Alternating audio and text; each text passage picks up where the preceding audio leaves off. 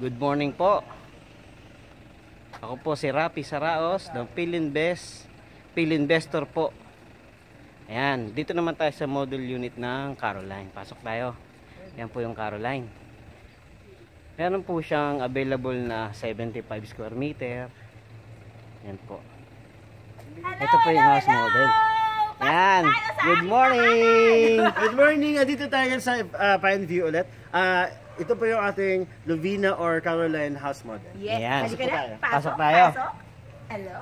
Tignan natin ang loob kung gaano kaganda. Ito po ang ating living area. Ayan. Ayan. Oh. Grabe, ang sarap pala rito, no? Imagine mo, oh, yung may area ka for living. Diba? Ayan. Ito yung ating living area. Ito po is Caroline. Provision po siya for one bedroom. Yes. Ito po ang ating model unit ng Caroline. Ito Pasok po tayo. yung... Ayan. Ayan. At ito na naman. Halika rito. Pasok tayo dito. Pasok sa ating one bedroom. Ito po yung one bedroom. Ayan, ito po yung pwede room. itong maging para sa Good mag-common. Good morning. Ganda. Ang ganda. Buksan nga natin ang bintana.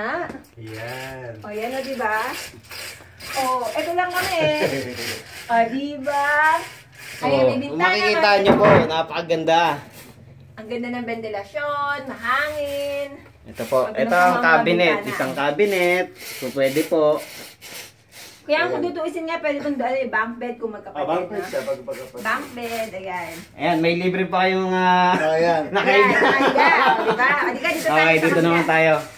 At ito po yung ating dining area. Ayan. Ayan ang dining area. At ito ang ating functional bathroom. Ayan po. Ayan ang ating functional bathroom. Ang ganda, no? Napaka... Tsaka maluwag tailor talaga fit siya. lahat, no? Maluwag siya. Tapos kumpleto na yung mga toilet fixtures. Ayan. Ayan. So, narito tayo sa Caroline! Caroline!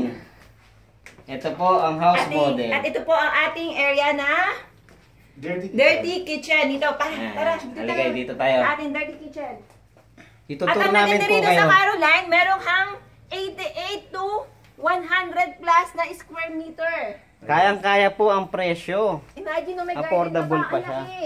Mula Ito po, dito, ito po yung extra nyo pang hanggang lupa. dito po ang inyong lupa.